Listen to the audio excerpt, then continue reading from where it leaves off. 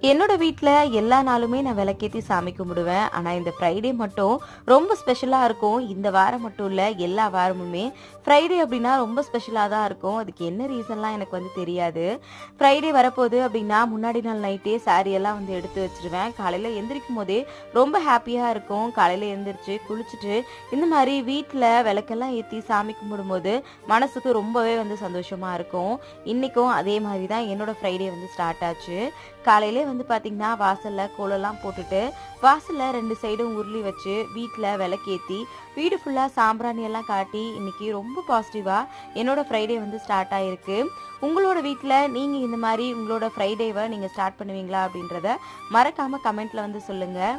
உங்க யாருக்கெல்லாம் இந்த மாரி ஃப்ரைடேல வீட்ல விளக்கேத்தி, சாம்பிராணி எல்லாம் போட்டு, சாமி கும்பிடுறது ரொம்ப பிடிக்கும் அப்படின்றத மறக்காம கமெண்ட்ல சொல்லுங்க.